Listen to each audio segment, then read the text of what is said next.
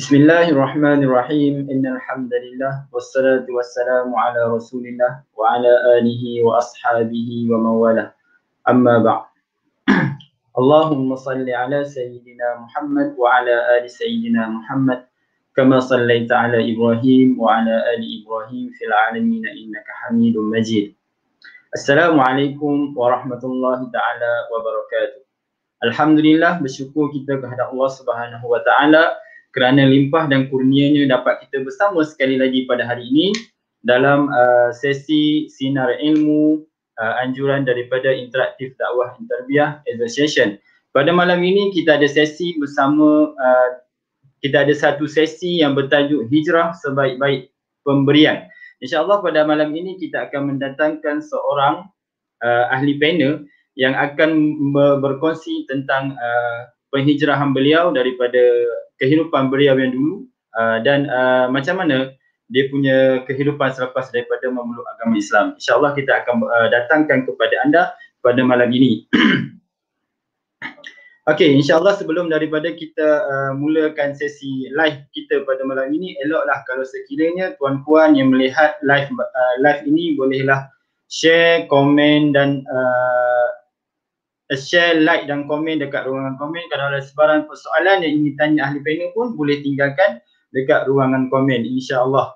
Okey, pada malam ini kita bersama dengan seorang ahli panel yang dijemput dan yang didatangkan khas pada malam ini untuk berkongsi tajuk Hijrah Sebaik-Baik Pemberian. Insya-Allah, saudara Azrul Azmelong. Assalamualaikum saudara. Waalaikumsalam warahmatullahi wabarakatuh. Alhamdulillah sihat? Alhamdulillah sihat. Ustaz macam mana? Alhamdulillah. Alhamdulillah pada malam ini terima kasih banyak-banyak di atas kesudian berada bersama-sama kita dalam sesi live pada malam ini, insya-Allah. Kalau saudara penonton ingin tahu bahawa saudara Azmi berada, boleh panggil berada? Boleh. Brother Azrul ni dulu dia adalah berketurunan orang asal dan berfahaman agnostik. Okey, apa benda agnostik tu? Nanti dia akan ceritakan sedikit sebanyak. Okey, sekali lagi kalau ada sebarang komen, ada sebarang persoalan ataupun cadangan ataupun penambahbaikan, bolehlah tinggalkan dekat ruangan komen, insya-Allah. Okey, saya ada satu soalan untuk Brother Azrul. Boleh tak Brother Azrul cerita sedikit sebanyak tentang latar belakang Brother Azrul yang dulunya sebelum daripada memeluk agama Islam? Macam mana kehidupan Brother Azrul dahulu? Macam mana Brother Azrul kenal dengan Islam dan sebagainya? InsyaAllah dipersilakan. Okey, baik. Bismillah, alhamdulillah, wassalatu wassalamu ala Rasulillah wa ba'd. Terima kasih Ustaz dan juga pada IDT terlebih dahulu kerana memberikan peluang dan ruang ni untuk saya berkongsi lah. Sedikit disclaimer sebelum saya mula. Perkongsian ni namanya pun perkongsian, jadi bukanlah saya ni lebih pandai ataupun nak guna ruang dan peluang ni untuk mengajar tuan-tuan di rumah dan sebagainya, tapi ini lebih kepada pengalaman diri saya dan sekiranya mana yang baik tu bolehlah kita jadikan sebagai pengajaran, mana yang kalau ada yang buruk tu mungkin kita jadikan sempadan lah. Okey, so bermula dengan mana mula dengan nama kot. Nama saya yang diberikan ialah Azrul Azmir bin Long lah. Nama inilah merupakan nama saya sebelum memeluk agama Islam. Selepas memeluk agama Islam pun saya kekalkan nama yang sama. Betul seperti mana yang Ustaz katakan, saya berketurunan orang asal ataupun orang asli daripada suku kaum Semai. Secara ringkasnya, masyarakat orang asli ni kalau mengikutkan bancian yang telah dikemas kini pada tahun 2018, bilangan kami tak ramai sebenarnya, lebih kurang 178,000 lebih, hampir kepada nilai angka 200,000. Saya daripada suku kaum Semai, iaitu suku kaum yang merupakan suku kaum terbesar di Malaysia, iaitu lebih kurang seramai 51,000 orang. Secara amnya, lagi sekali saya ringkas, masyarakat orang asli ni majoritinya masih bukan beragama Islam, sebanyak 110,000 kali terakhir saya semak statistiknya tu, dan cuma daripada bilangan keseluruhan 178,000 tu cuma 67.5 ribu sahaja yang beragama Islam. Itu secara statistiknya lah. Okey, dari segi pekerjaan, tempat tinggal, saya sekarang menetap di Selangor, berkhidmat, bekerja, bertugas di Kuala Lumpur sebagai seorang penolong jurutera. Saya seorang pejabat awam lah. Okey, bagaimana kehidupan saya sebelum Islam? Macam tadi Ustaz ada sebut, saya beragama agnostik. Okey, agnostik ni adalah satu fahaman sebenarnya yang saya declare ataupun isytiharkan diri saya sebagai seorang agnostik lah apabila saya sudah mula belajar menerokai agama-agama di Malaysia ni. Agnostik ni apa dia sebenarnya? Agnostik ni ialah satu keadaan yang mana kita pengetahuan tentang kewujudan Tuhan. Dia kalau kita masuk dalam sikit pasal ketuhanan ni, dia ada dua. Dalam ilmu theism dan juga gnosticism, theism ni ialah kepercayaan kita sama ada Tuhan itu ada ataupun tidak. Sebab itu siapa yang tidak percayakan wujudnya Tuhan akan digelar sebagai atheist. Atheos, tidak ada Tuhan. Tapi seorang yang mempercayai wujudnya Tuhan ialah seorang theist.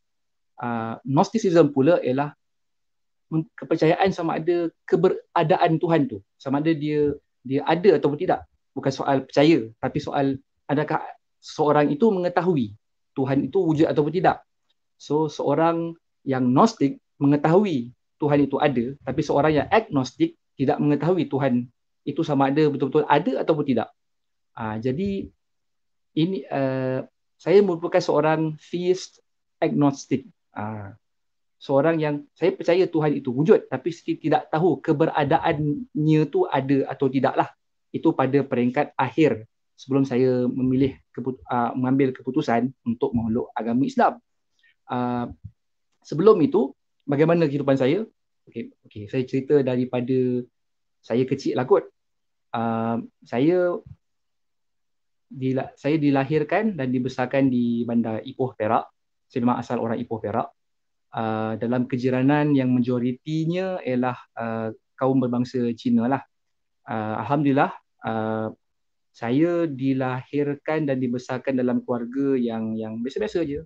Ayah saya merupakan seorang bekas penjawat awam. Sekarang dia dah pencen lah. Dulu dia berkhidmat untuk penjawat awam juga, perkhidmatan awam juga. Manakala mak saya seorang suri rumah sahajalah. Okey, alhamdulillah juga. Mungkin tuan-tuan tanya-tanya kan, macam mana saya boleh duduk dalam kejadian Cina kan. Sebenarnya saya, mak ayah, parent saya lah, kedua-dua ibu bapa saya yang dilahirkan dan dibesarkan di kampung. Mereka kemudiannya mendapatkan pendidikan apa semua, mereka berkahwin, kemudian ayah saya bekerja dan sebagainya, barulah kami ni keluar. Okay, keluarga saya ni berhijrah keluar daripada kampung lah. Okay, so kat mana tadi? Berhijrahan keluarga saya, ayah saya pun semua, okay, dah cerita lah. Okay, so kembali semula pada saya di Ipoh. Okay, saya dilahirkan di, dah beritahu tadi kan, di Ipoh apa semua. Kemudian memang saya membesarlah dalam kejiranan yang majoritinya berbangsa Cina. Okay, so saya boleh kira lebih bernasib baiklah daripada majoriti masyarakat orang asli yang mana masih lagi majoritinya masih lagi tinggal di kawasan luar bandar lah. Tapi saya ni alhamdulillah diberikan peluang rezeki oleh Allah apa semua untuk berada di bandar. Saya pun bersekolah di bandar. Majoriti kawan-kawan saya pun adalah orang-orang Ipoh jugalah, sebab yalah kan dah bersekolah apa semua di Pekan. Dari segi penerokaan ilmu tu penerokaan ilmu tu secara ringkasnya boleh dibahagikan kepada 3 peringkat lah. Apa yang maksudkan dengan penerokaan ilmu? Mungkin untuk tuan-tuan dan puan-puan di rumah untuk tahu, saya kira saya boleh klasifikasikan 3 peringkat. Saya ni macam mana saya boleh menemui Islam ataupun boleh menerokai agama Islam tu lah. Peringkat yang pertama sekali ialah di peringkat semasa saya berada di sekolah rendah lah. Okey, pada ketika itu persepsi saya pada Islam memang macam kebanyakan orang. Islam ialah sama dengan Melayu, dan Melayu juga ialah bersamaan dengan agama Islam lah. Tak banyak yang saya tahu pasal agama Islam pada ketika itu, melainkan sahabat-sahabat saya yang di sekolah tu, yang berbangsa Melayu lah. Apa yang mereka lakukan itulah Islam. Pada dan yang menariknya juga, mungkin saya boleh highlight, yang boleh saya kongsikan dengan tuan-tuan dan puan-puan, lebih kurang masa saya berusia 9-8 tahun macam tu, cerita ni dah tak ada dah dekat TV3. Dulu saya tengok TV3, ada satu rancangan yang namakan sebagai Smart Shop.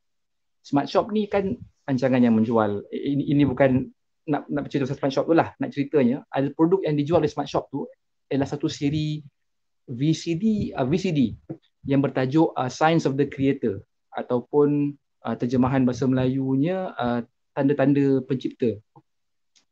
Yang peliknya, dalam sepanjang iklan itu dipertayangkan, sepanjang iklan itu dipertayangkan, ada sekali tu TV3 mengambil slot untuk menayangkan keseluruhan siri VCD itulah. Saya tak pasti macam mana, tapi ada sekali tu diorang tayang secara percuma lah. Apa intipati VCD tu? VCD tu dia cerita pasal kewujudannya pencipta, bukti-bukti saintifik daripada Al-Quran, bukti-bukti mengenai yang seperti mana yang kalau kita boleh search kat Google, bukti sains dan juga Al-Quran, iaitu embryologi, bukti sebagai penciptaan alam semesta, apa lagi, air laut dan sebagainya, macam-macam lah. Saya pun dah tak berapa ingat sangat, tapi secara ringkasnya siri itu memerihalkan tentang tanda penciptaan daripada pembuktian sains. Pada ketika itu, saya kira kagum lah, sebab selama ni walaupun kita tahu agama Islam tu agama yang agak asing, tapi apabila didatangkan bukti-bukti yang mengatakan Islam ini dalam kitab agama dalam Al-Quran sendiri, iaitu kitab suci bagi agama Islam, pun ada memerihalkan bukti-bukti saintifik. Jadi bagi seorang yang berusia lebih kurang 8-9 tahun pada ketika itu ialah sesuatu yang sangat menakjubkan lah. Tapi itu cuma hanyalah satu episod sajalah dalam hidup saya pada ketika sekolah rendah, dan pada ketika itu walaupun saya nampak ada pembuktian dan sebagainya, tapi saya tidaklah terlalu memikirkannya sangat ataupun menganggap itu sebagai satu tanda ke apa ke. Tapi kemudian fast forward, kita pergi pula pada peringkat yang kedua, iaitu semasa saya berada di sekolah menengah. Bila saya berada di sekolah menengah, masa tu kawan-kawan pun mula ramai dan sebagainya. Persepsi saya pada agama Islam pun makin berkembang lah. Baru saya dapat tahu yang agama Islam itu bukan semata-mata berkait dengan orang Melayu semata-mata, tapi lebih kepada sebuah satu agama yang juga dianuti oleh lebih 1.6 bilion manusia yang di serata dunia. Malah kalau mengikutkan statistiknya, hanya 20% saja umat Islam yang berbangsa Arab. 80% dan selebihnya tu bukan bangsa Arab. Umat Islam berada di seluruh dunia, di Indonesia, di China, di Malaysia dan sebagainya lah. Okey, itulah di peringkat sekolah menengah. Apa yang saya tahu pasal agama Islam pada ketika itu ialah tidak lain dan tidak bukan apa yang adik-beradik saya yang lain cuma cerita apa yang mereka lihat, apa yang orang Islam buat. Maksudnya kat sini, adik-beradik saya ada yang bersekolah di sekolah asrama penuh, ada yang pergi ke universiti. Jadi mereka pun, apa yang mereka dapat, pengalaman bersama kawan-kawan, mungkin orang Islam solat, orang Islam berpuasa, semua tu saya dapat pengalaman tu daripada mereka lah. Sebab saya sendiri, walaupun saya bersekolah dengan kawan-kawan saya yang sesama Muslim, tapi saya bersekolah harian, taklah tidur di hostel dan sebagainya. Dan saya kira di peringkat yang ketiga itulah baru saya betul-betul cuba lihat apa agama Islam ni sebenarnya apa semua. Ialah pada peringkat ketiga ni ialah peringkat bila saya sambung pengajian untuk peringkat diploma dan juga peringkat ijazah sarjana muda lah ataupun degree. Sebab pada masa tu secara ringkasnya seperti biasa kita pun pergi kuliah tanpa semua bagai berkawan macam biasa.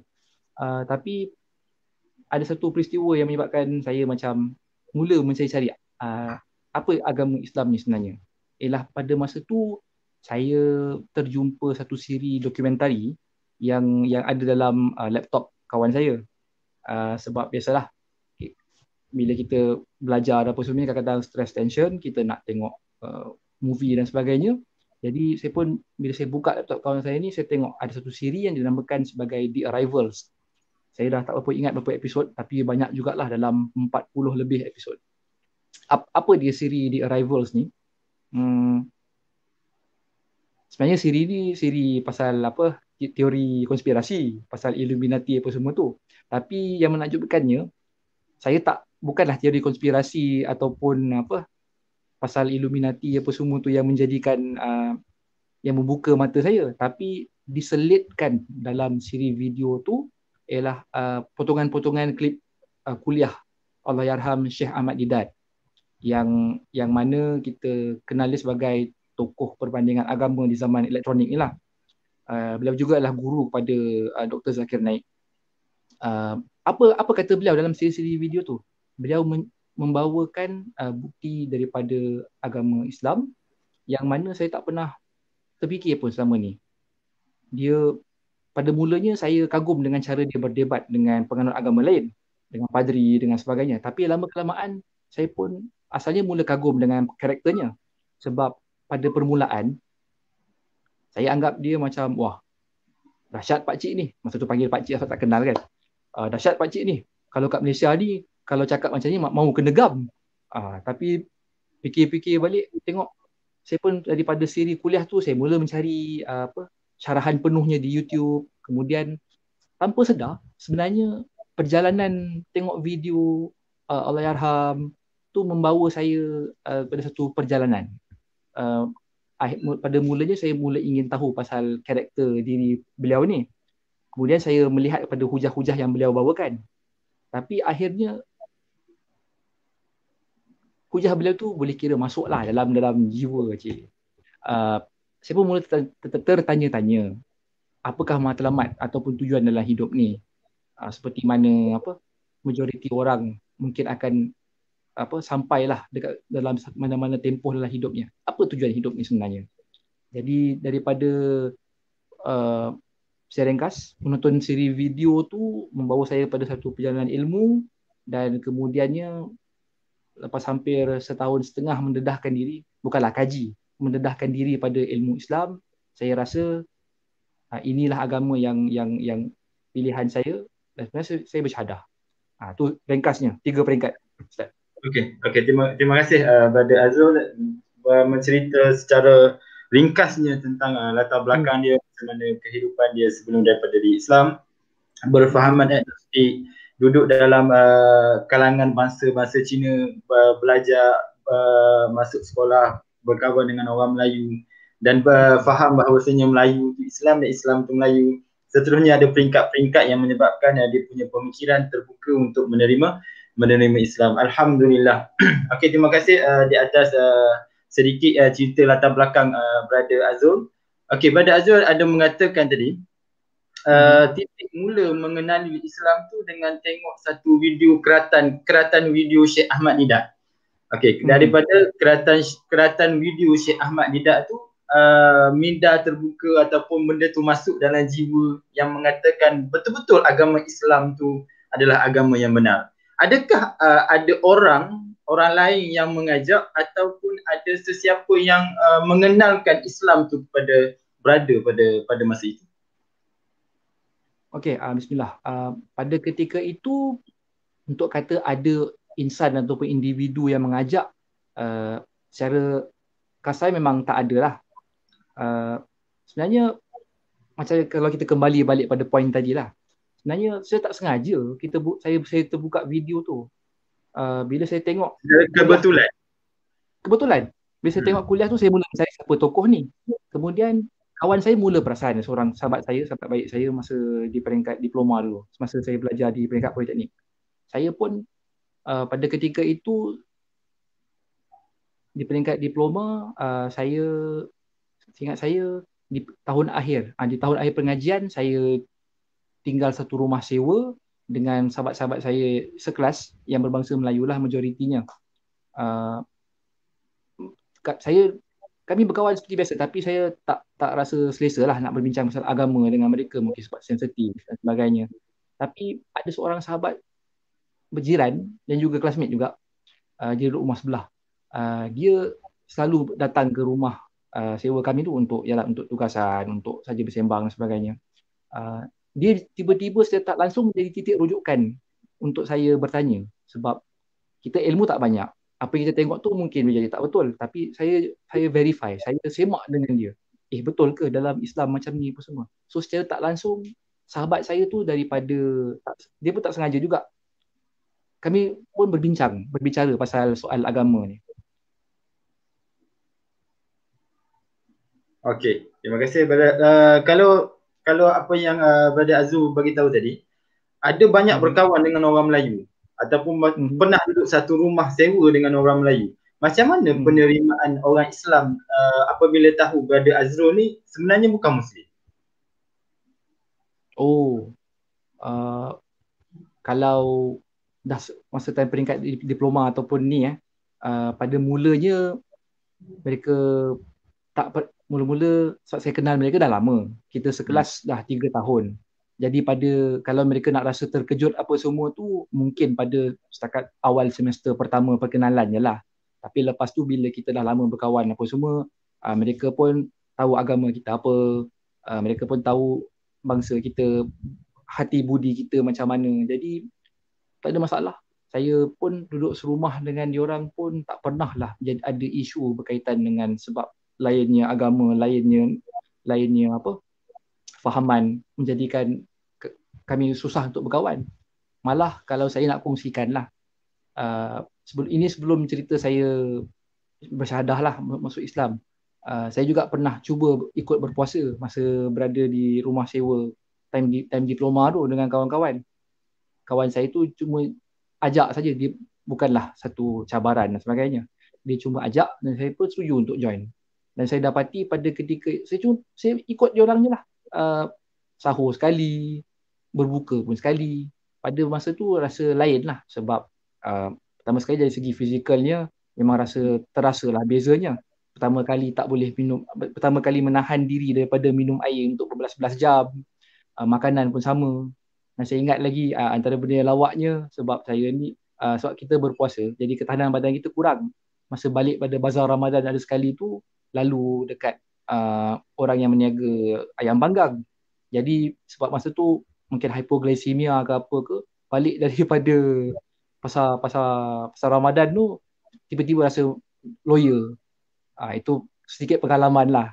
Tapi Alhamdulillah, saya masa tahun pertama saya cuba untuk berpuasa tu selama 21 hari. 21 hari. Tak habis lagi baki 9 hari tu sebab cuti semester hari raya. So saya balik kampus tak puasa lah. Alhamdulillah, pengalaman saya dengan duduk serumah dengan sahabat-sahabat saya yang berbangsa Melayu, yang beragama Islam pada ketika itu, isu bangsa dan kaum tak pernah menjadi isu. Sebab kami dah kenal lama. Serupa juga bila saya sambung pengajian di peringkat degree pun. Pada ketika itu, ada yang rasa pelik pada permulaan, tapi lama-kelamaan bila dah kenal hati budi, tak ada masalah. Kami berkawan macam biasa. Okay, Alhamdulillah. Dah sempat puasa 21 hari pada cubaan kali pertama. Alhamdulillah. Kalau kita tengok Brother Azrul ni pun muka dia ala-ala Melayu juga. Kalau macam tak tahu dia sebelum ni macam mana ataupun keturunan pun kita sangka dia adalah orang Melayu. Jadi senang untuk orang Melayu senang dengan dia dan dia pun senang duduk dalam komuniti Melayu. Alhamdulillah. Okey, berbalik kepada persoalan tadi. Macam mana ataupun turning point yang menyebabkan Brother Azrul tu untuk menerima Islam ataupun Brother Azrul ada buat kajian yang ada tempoh setahun ke 2 tahun ke ataupun terus syahadah macam mana? Macam mana mula-mula sekali mengenal Islam? Okey, saya mula-mula mengenal Islam seperti mana yang saya sebut tadi, Saya tak sengaja lah kan terjumpa video. Kemudian saya mula mencari tokoh tu dan sebagainya lah.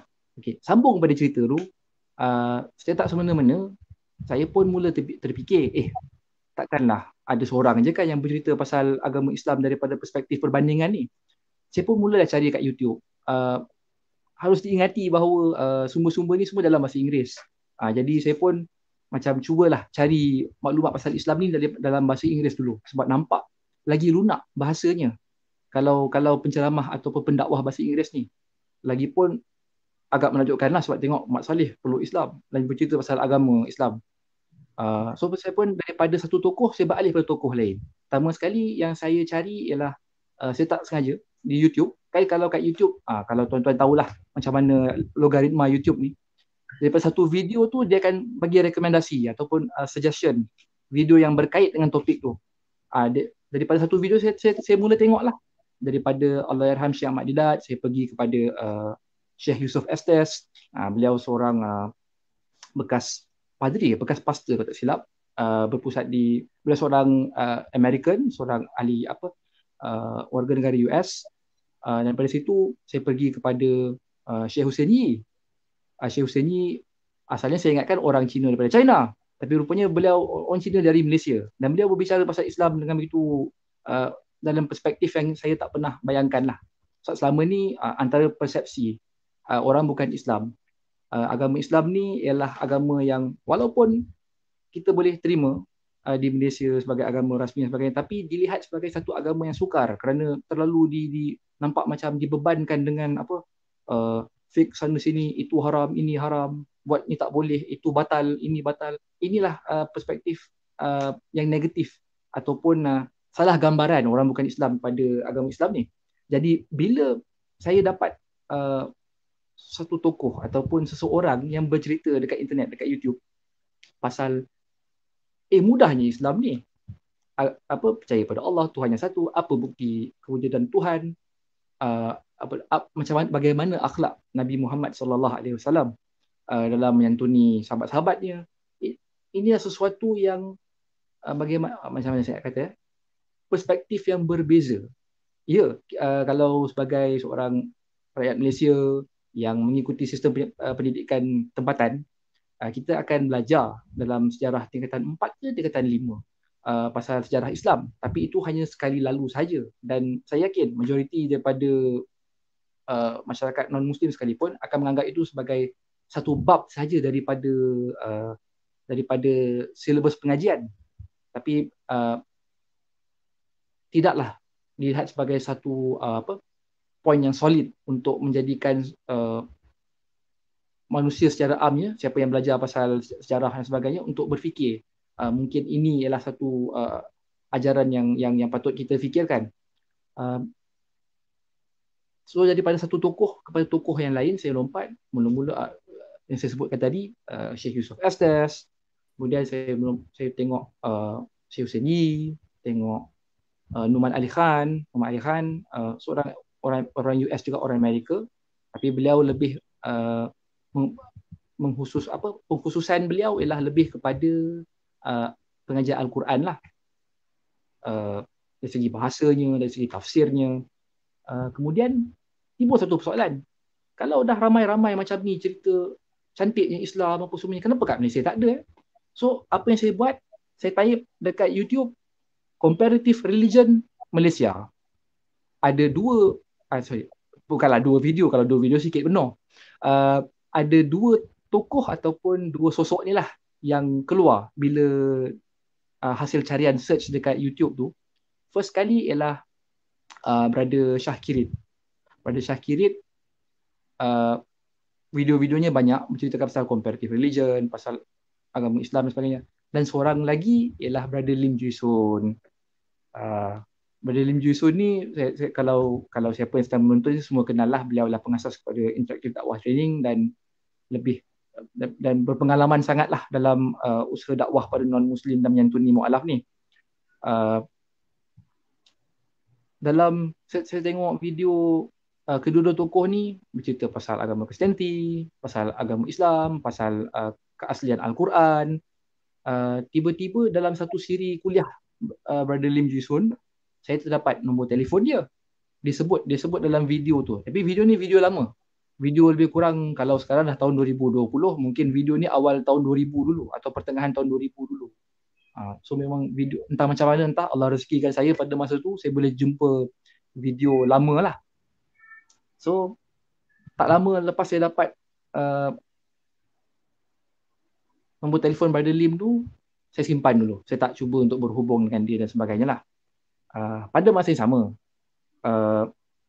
sebenarnya dari hari ke hari, semakin saya lazimi menonton video pasal dakwah pada agama Islam ni, hati saya pun dah mula sikit-sikit suka pada Islam. Saya malah sampai satu tahap saya rasa bila saya dah boleh terima hujah-hujah Islam berkenaan dengan soal ibadah, soal tauhid, soal akhlak yang mulia. Lebih-lebih lagi kalau disebut pasal sirah Nabi Muhammad sallallahu alaihi wasallam itulah. Sampai ke satu tahap saya rasa saya beritahu diri saya sendiri, kalau beginilah mudahnya fahaman Islam, saya rasa saya pun boleh jadi seorang Muslim. Tapi pada saat tu saya taklah serta-merta saya bersyahadah. Dalam setahun setengah jugalah, hampir 2 tahun saya mendedahkan diri saya kepada agama Islam. Lagi sekali bukan kaji lah. Kalau kaji ni orang kata beli buku, buat perbandingan antara buku A, buku B, cari hujah-hujah yang mantap. Tak, bagi saya memandangkan kembali semula pada poin awal tadi, saya seorang yang dah secara asalnya mempercayai Tuhan, wujudnya Tuhan. Cuma saya tak pasti keberadaannya kat mana kan, sebagai seorang agnostik. Ajaran-ajaran Islam yang telah saya terokai, yang setelah saya dapat tu, saya boleh terima dan ianya memang kena dengan apa yang setelah saya amalkan selama ni. Sedikit latar belakang, keluarga saya walaupun kami bukan Muslim, alhamdulillah keluarga saya tidak minum arak, tidak isap rokok, apa lagi, daging khinzir pun bukan satu kebiasaan dalam keluarga saya. Jadi apabila dan satu lagi, kami pun bukanlah suka, tak diajar dan tak diasuh untuk bergaul sangat secara bebas dan sebagainya. Sebab yalah, keluarga saya pun agak disiplin dan sangat mementingkan akademik. Jadi titik tolak daripada itu, saya lihat hidup sebagai seorang Muslim ni tak jauh beza pun dengan kehidupan asal saya. Cumanya dari segi soal iman tu lah yang membezakan lah, dan ibadahnya. Okey. Dan dalam siri hidup tu juga, selain daripada ilmu, pernah juga ada sekali tu sesuatu yang tak dapat digambarkan lah. Pada nak ceritanya, ada sekali tu masa time saya balik daripada belajar waktu di universiti lah, time saya belajar kat universiti dulu, time degree, balik daripada Perlis. So, saya dulu belajar kat Perlis. Balik daripada Perlis tu saya naik bas lompat. Ada sekali tu saya balik naik bas lompat sampai dekat Pekan Greek. Dan pada ketika itu sampai Pekan Greek tak dapatlah tiket, sebab dah lewat petang. Bas lompat kan, daripada pagi sampai petang itu lompat. So saya pun risau punyalah rasa hampa. Pada masa tu juga, dengan secara tak semena-menanya, tiba-tiba ada berdirinya seorang makcik ni. Dia walaupun kaunter tiket dekat stesen bas kat Greek tu dah tutup, Greek Perak, tiba-tiba seorang makcik ni datang dekat tepi kaunter tu dan tanya, adik nak pergi mana? Oh, saya nak balik Ipoh. Nak pergi Ipoh berapa orang? Saya kata, semua saya seorang je lah. Adik, ni ada tiket, adik bayar je macam harga biasa. Sebab tiket ni sebenarnya makcik tu nak jual, tapi disebabkan kawan dia tak dapat naik, so dia terpaksa datang ke stesen untuk mungkin pulangkan lah. Alhamdulillah, pada ketika tu saya rasa ni satu keajaiban yang mana mungkin dalam 1001 kebarangkalian dalam dunia ni boleh Allah, masa tu saya tak sebut Allah lah, Tuhan datangkan seorang makcik ni untuk pulangkan tiket pada masa tu. So saya anggap benda satu keajaiban. Dan bila saya cerita kat kawan-kawan saya yang lain, dia orang kata, oh ni biasa ni bukannya magic ataupun keajaiban, ni dia kata law of attraction. Law of attraction ni kaedah psikologi dan sebagainya lah, yang cerita pasal kalau kita berkehendakkan sesuatu tu dengan tersangat-sangatnya nak benda satu, insyaAllah benda tu akan jadi. Bagi dia mungkin itu law of attraction. Tapi bagi saya itu adalah antara keajaiban lah yang mana saya pun tak dapat explain. Itu satu. Dan satu lagi turning point lah yang saya rasa last sekali ialah bila saya dah mula beli senaskah Al-Quran terjemahan dalam bahasa Melayu. Sebab masa dulu kan tak reti bahasa Arab, nak baca pun tak pandai. Jadi walaupun naskah yang saya beli tu ada dua bahasa, satu dalam teks asal bahasa Arab dan satu lagi dalam bahasa Melayunya, yang saya cuma boleh baca yang bahagian bahasa Melayu tu aja. Masa tu ada konflik. Bila saya baca Al-Quran terjemahan, setiap lembaran, setiap muka surat yang saya selak je mesti semuanya ancaman Allah. Semuanya ancaman Allah. Semuanya ancaman Allah. Tapi bila saya tengok video-video kat YouTube yang mana asalnya saya dapat awal ilmu pasal Islam apa semua tu, penceramah-penceramah, pendakwah-pendakwah tu semua kata, Islam bagus, Islam mementingkan kebersihan, Islam mementingkan akhlak, Islam menyuruh kita untuk berbuat baik pada ibu bapa, jangan zalimi haiwan, bla bla bla, 1 2 3 4 5. Tapi dalam Al-Quran ni saya buka, saya tengok apa salah asyik pasal ancaman apa semua ni. Orang yang dah tahu pasal kebenaran, kalau berpaling akan disiksa dan sebagainya. Ustaz mungkin lebih tahulah dalil-dalilnya. Mungkin boleh saraikan apa semua tu kan. Saya pun rasa pelik. Sebelah sini kata okey, sebelah sini kata ancaman pula macam mana. Ini kalau katalah ustaz-ustaz yang mengajar dekat YouTube tu yang memperkenalkan ayat ancaman ni, tak apa lagi.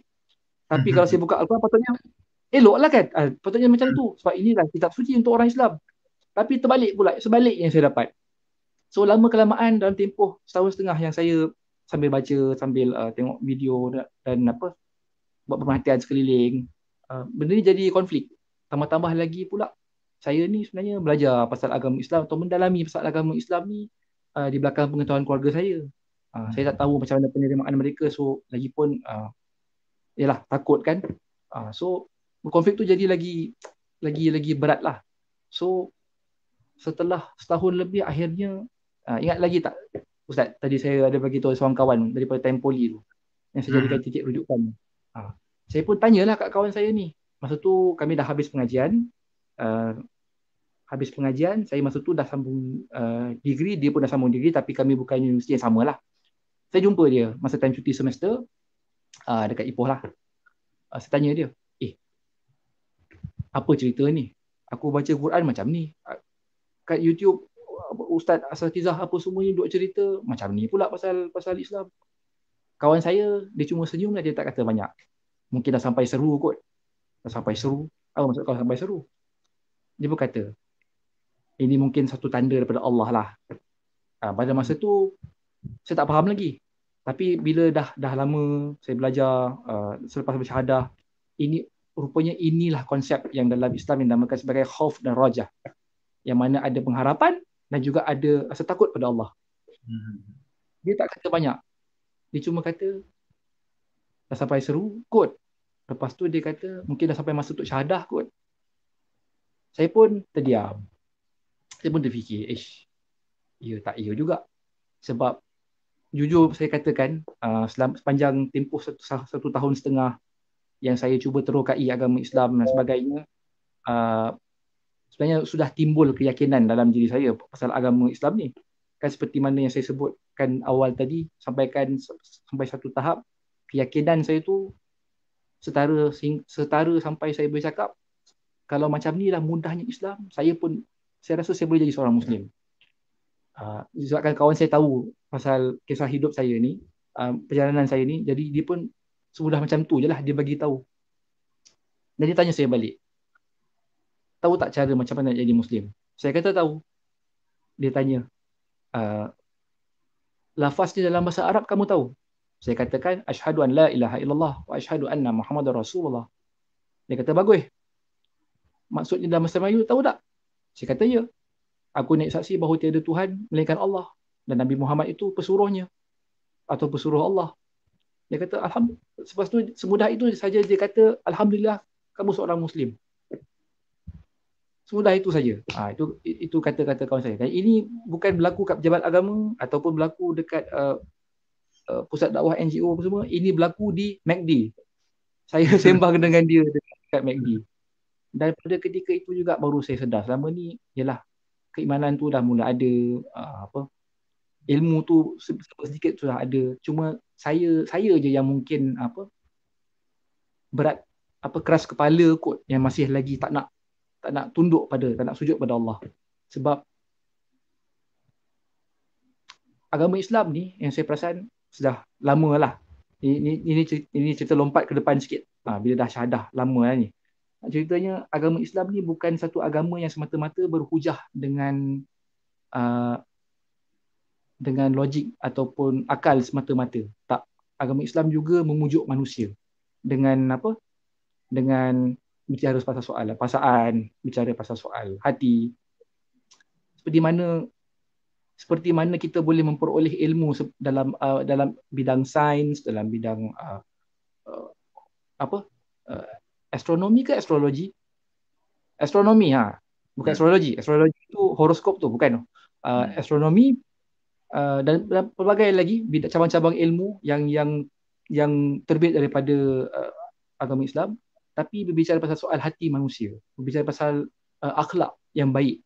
Yang mana sebab tu bila kita baca Al-Quran, bagi mereka yang pernah merasainya lah, bila kita baca sebagai pengkaji, kita akan dapat ilmu sains dan sebagainya.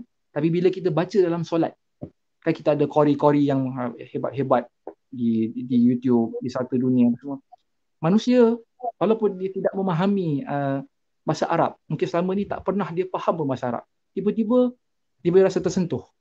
Dia boleh rasa sesuatu yang menyentuh hati dia sehingga boleh gugur air mata. Dan kita boleh lihat kadang-kadang bukan semata-mata Al-Quran saja. Azan yang merdu mungkin di Maghribi dan sebagainya, pelancong asing yang bukan beragama Islam hadir ke sana mungkin pertama kali hadir ke negara yang mana adanya orang Islam, pertama kali mendengar azan, mereka pun dipenuhi dengan rasa emosi dan sebagainya kan.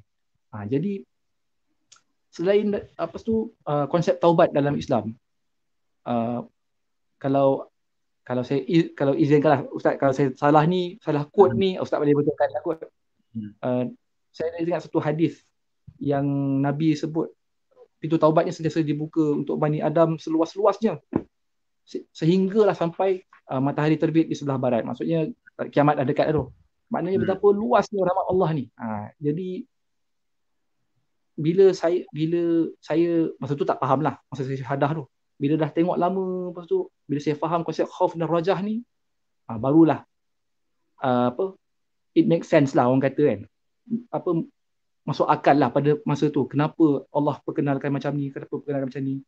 Sebab betul kan kalau saya silap Ustaz, ulama ke yang ada ulama yang sebut khauf dan rajah ni ibarat kedua-dua sayap pada seekor burung. Kita kena tepakkan kedua-dua sayap tu supaya burung tu boleh terbang menuju pada destinasi kita, kepada Allah.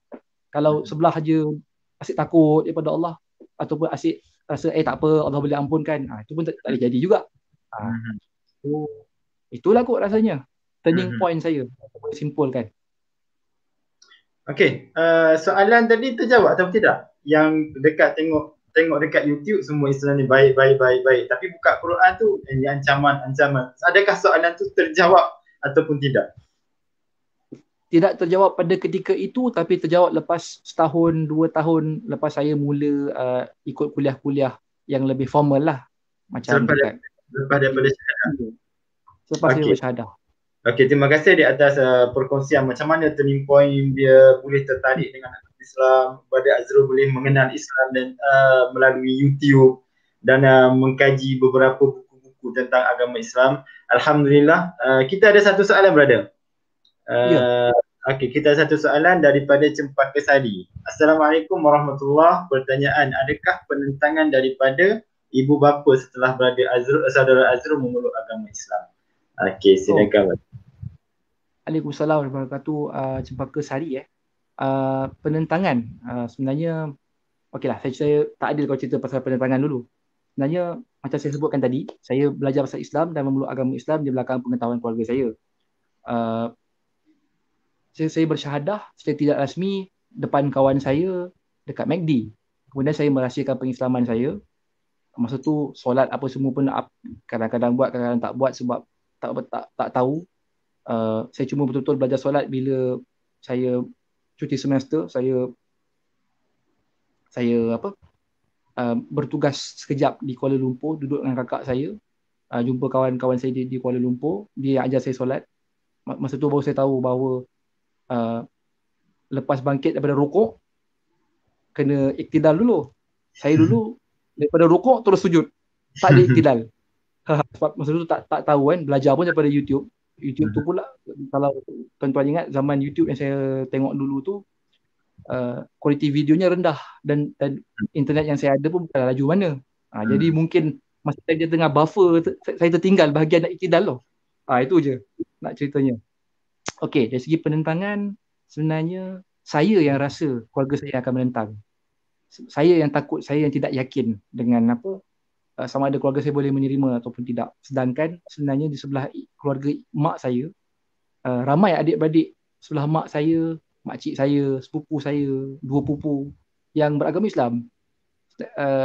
Agak majmuk jugalah keluarga sebelah mak saya ni, sebab ada yang beragama Kristian, ada yang agama asal iaitu animism, ada yang Muslim. Walaupun tak ramai tapi ada. Dan bila saya kan, sebenarnya bukan saya bagi tahu, saya lebih kantoi sebenarnya. Adik-beradik saya yang kantoikan saya dulu. Sebab diorang dah mula perasan perubahan dalam diri saya. Selama ni tak simpan janggut, tiba-tiba simpan janggut. Lepas tu pula, selama ni kalau kat rumah pakai seluar pendek paras lutut, atas pada lutut. Lepas tu pula, bila dah peluk Islam, asyik pakai seluar satu tu je. Kebetulan masa tu pula saya ada cuma satu, sehelai je seluar yang lepas lutut. Sebab alasannya nak mudah solat.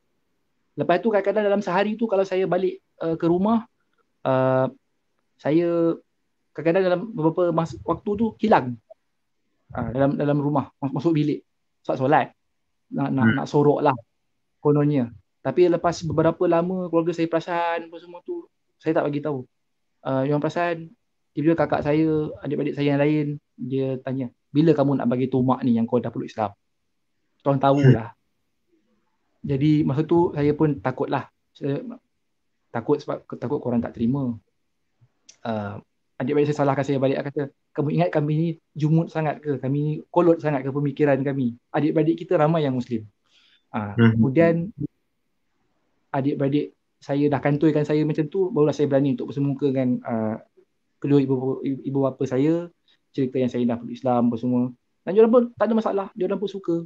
Sebab saya pun ingat mak saya bagi tahu, baguslah kamu peluk agama Islam, sebab patutnya kamu tak sorok, sebab ini bukan benda yang buruk, ini benda yang baik. Sebab kamu cumanya bila kamu peluk Islam ni, kamu masih lagi anak mak, masih lagi ahli keluarga ni. Cumanya jangan lupakan kami lah. Dan alhamdulillah, dan berpegang pada kata-kata mak saya itulah juga saya kenapa saya tak tukar nama. Sebab nama saya yang diberikan ni adalah nama asal yang diberikan oleh mereka. Dan saya juga tak ambil nama bin Abdullah, sebab seperti mana kalau tuan-tuan di IDT ni dah tahulah penjelasan panjang lebar pasal bin Abdullah ni ada Badalim dan sebagainya. Kan juga ada ayat Quran yang mengatakan panggillah mereka dengan nama-nama ayah mereka. Jadi kita tak boleh suka-suka tukar nama ayah kita ni, kerana ini nasab kita, keturunan kita. Saya banggalah menjadi anak kepada ayah saya. Sebab tu saya kekalkan nama dan sebagainya. Cumanya itulah dari segi penentangan, alhamdulillah. Dan apabila saya berkahwin pun, saya dah berumah tangga, bila saya balik kampung, saya pun bawa isteri saya apa semua.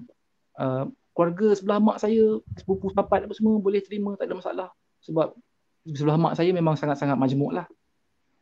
Kadang-kadang kalau ada perayaan kampung mak saya, kami turun. Yang itulah. Okey, okey, terima kasih Kepada kepada Azul segi perkongsian. Alhamdulillah tidak ada banyak penentangan daripada ahli keluarga. Jadi ahli keluarga menerima keislaman daripada Azrul tu dengan hati yang sangat terbuka, boleh terima duduk dalam keluarga lagi. Dan disebabkan mungkin ada sebab ada lagi di kalangan ahli keluarga yang telah memeluk agama Islam sebelum daripada Azrul. Okey, adakah ataupun penentangan ataupun cabaran lain setelah berada Azrul memeluk agama Islam ataupun selepas daripada syahadah? cabaran lain kalau ikutkan pengalaman hidup saya tak adalah cabaran mana. Cuma mungkin di peringkat sekolah rendah apa semua tu sebab saya kan walaupun rupa macam ni tapi bukan Muslim, bangsanya berbangsa orang asli, orang tak faham. Jadi saya kadang-kadang adalah budak-budak nakal untuk mengejek apa semua. Tapi alhamdulillah uh, daripada saya sekolah rendah sampai sekolah menengah sebenarnya saya berkawan dengan kelompok yang sama. Sekolah rendah yang saya dan sekolah menengah yang saya masuk tu pun sekolah yang sebelah menyebelah. Jadi 80% daripada kawan-kawan saya yang sama tu ialah orang yang sama masa saya ke sekolah menengah. Tapi okey, itu cerita pasal masa sekolah rendah dan sekolah menengah lah. Time diploma degree pula dan time kerja tak ramai yang tahu pun sebab rupa macam ni kan.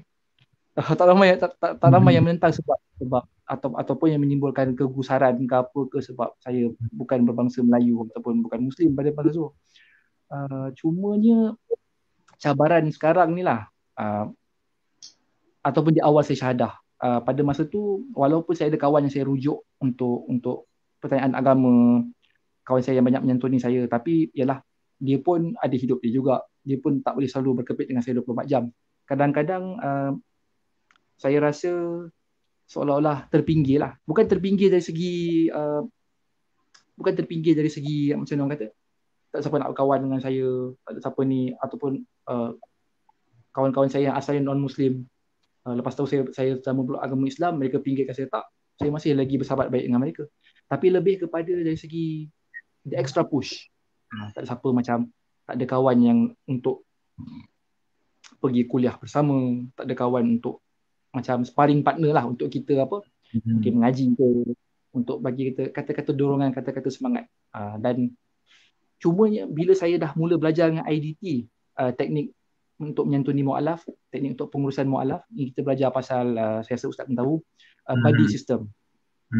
Di awal keislaman, kalau ikutkan sistem buddy ni sepatutnya adalah, dan saya pun saya kesal juga tak ada buddy dulu kan. Kadang-kadang tak semua mu'alaf kadang-kadang tangkal dari segi ilmu apa semua, tak. Dia kadang-kadang perlukan just seorang untuk berbicara pasal agama, seorang untuk mengingatkan dia pasal Allah, pasal Rasul, pasal hari akhirat. Saya perasan pada awal pengislaman saya kurang lah badi tu. So pujian harus diberikan kepada IDT lah dengan sistem yang memperkenalkan badi sistem ID untuk mualaf ni, sebab badi ni kita tahu okey. Asatizah ialah berada di satu sudut dan Muslim mualaf berada di satu sudut. Kadang-kadang bukan semua soalan boleh diajukan pada ustaz, mungkin sibukkan tugas dan sebagainya, tapi soalan tu ataupun pergaulan harian tu boleh diajukan kepada badi tu, dan badi tu yang bertanggungjawab untuk cari jawapan persoalan yang urungkaian. Mungkin seorang mualaf tu ada masalah peribadi, jadi perlu dirungkaikan oleh sahabat yang menemani dia. Dan juga satu lagi cabaran saya ialah mungkin cabaran selepas berkahwin lah. Dari segi kena fikir pasal perumahan, masa depan dan sebagainya. Alhamdulillah, saya banyak berterima kasih lah pada sistem support yang ada dekat IDT, kerana saya boleh kira lah antara madrasah awal saya selepas saya bersyahadah ialah IDT. Brother Lim antara guru saya, Dr. Jeffrey antara guru saya. Disebabkan dengan ramainya mereka-mereka yang senior di keliling saya ni, dan juga saya pun ada juga melihat membantu menguruskan kes-kes mualaf yang kecil-kecil ini, menjadikan saya lebih bersedia dari segi ilmu, dari segi mental, dari segi kesediaan untuk terus ke depan lah, insyaAllah. Itu sajalah kot, mungkin cabaran ke apa. Okey, terima kasih banyak Brother Azrul di atas perkongsian yang panjang lebar pada malam ini, bercerita tentang latar belakang, bercerita tentang macam mana dia tertarik dengan agama Islam, dengan kawan-kawan dia, dengan macam mana turning point dia boleh masuk syahadah dan cabaran setelah dia memeluk agama Islam. Alhamdulillah. Okey, kita berada di akhir rancangan. Boleh tak kalau Brother Azrul boleh bagi sedikit kata-kata semangat ke dekat orang luar sana, macam mana kita nak mengajak ataupun menjemput orang lain masuk ke agama Islam, dan cara-cara nak berdakwah kepada mereka, insya-Allah. Sedikit Secara amnya, saya tak nampak cara lain untuk seorang Muslim berdakwah dengan lebih baik lagi melainkan kalau kita ada first ilmu. Ilmu tak perlu banyak, sebenarnya. Apa yang kita tahu kita sampaikan, apa yang kita tak tahu kita berhenti, kita tawakuf, kita cari jawapan, kembali pada asatizah yang kita percaya ilmunya, dapatkan jawapan, kemudian kembali pada sahabat kita tu. Itu secara amnya. Nombor 2, kena ada empati. Empati ni maksudnya kita bersimpati dengan mereka. Kita tak boleh dengan wewenangnya membuli orang bukan Islam secara pukal. Maksudnya, kita keluarkan dalil-dalil pasal ancaman neraka dan letak dekat mereka. Itu bagi saya tidak patut. Sepatutnya kita lebih patut, kalau nak tarik ayat Al-Quran pun, tarik ayat Al-Quran pasal rahmah, pasal pengampunan Allah, pasal peluang kedua, pasal Jannatul Firdaus, benda-benda yang boleh menarik perhatian. Saya rasa kebanyakan orang Islam ni ibarat macam salesman tau. Kita ni peniaga, tapi kita ada produk yang bagus, tapi kita bukan peniaga yang bagus. Kalau kita tahu strategi perniagaan, kita akan upkan produk kita dengan cerita apa kelebihannya. Kalau jual kereta, adakah dia jimat minyak, enjinnya bagus ke tak, mileage-nya berapa, apa semua. Kita boleh bercerita pasal semua kebaikan dalam agama Islam, tapi kita pilih untuk memburukkan produk orang lain, ataupun kita sendiri yang membuatkan produk yang kita nak bawa tu adalah buruk. Jadi mungkin dengan sedikit ilmu dan sedikit empati dan juga tahu caranya. Ada setengah orang saya lihat Muslim baik, memang tahu, memang nak berdakwah, semangat, tetapi tidak tahu dengan caranya. Caranya macam mana tiba-tiba menyebut sesuatu yang sensitif pada orang bukan Islam, ataupun dengan menganggap ini agama Islam, ini semua fakta-fakta sains, syahadah time, let's go. Bukan semudah itu. Seperti mana saya sendiri pun menerima Islam ada peringkat-peringkatnya. Dan kalau kita lihat pada sirah orang Mekah secara keseluruhannya, masa sebelum kesemuanya mereka menerima agama Islam pun ada peringkat-peringkatnya. Setiap orang pun ada cara macam mana dia masuk Islam. Ada setengah melalui pintu ilmu, ada setengah melalui pintu amal, ada setengah melalui pintu kebajikan, ada juga daripada perkahwinan. Jangan kita perlekehkan sahabat-sahabat kita yang masuk Islam kerana perkahwinan. Kerana yang penting dalam Islam ialah bukan macam mana cara dia masuk, tapi apa yang dia buat lepas dia masuk. Dan semoga dia istiqomah ke atas semua perbuatan ni, insya-Allah. Itu je lah kot, panjang sangat. Okey, alhamdulillah. Bukan kita tengok cara dia masuk, tapi kita tengok apa dia buat setelah dia memeluk agama Islam. Itu poin yang penting dari Azrul. Alhamdulillah, kita berada di akhir rancangan. Terima kasih banyak-banyak kepada Azrul kerana kesudian beliau datang dalam sesi live pada malam ini. Terima kasih banyak-banyak sekali lagi. Semoga kita dapat manfaat daripada sedikit perkongsian daripada Brother Azrul Azmi Long. Alhamdulillah. Okey, sebelum daripada kita menghabiskan kita punya live malam ni, insya-Allah malam esok kita ada live bersama dengan Brother Lim dan juga Brother Ben Wi dalam pengurusan mu'alaf. Okey, pada pukul 8 malam jangan lupa temu janji kita, insya-Allah pada pukul 8 malam hari Rabu bersama dengan Brother Lim Juisun dan juga Brother Ben Wi.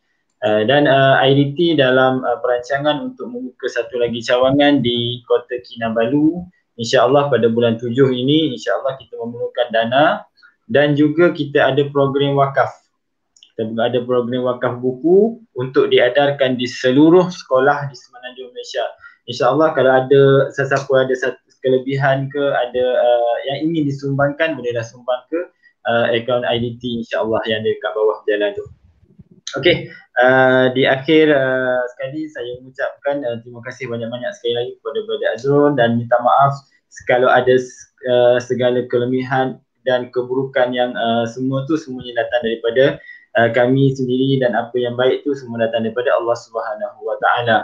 Okey, kita tawakuh majlis kita pada malam ini dengan suratul As dan tasbih kafarah. Subhanakallahumma wa bihamdika asyhadu an la ilaha illa anta astaghfiruka wa atubu ilaik.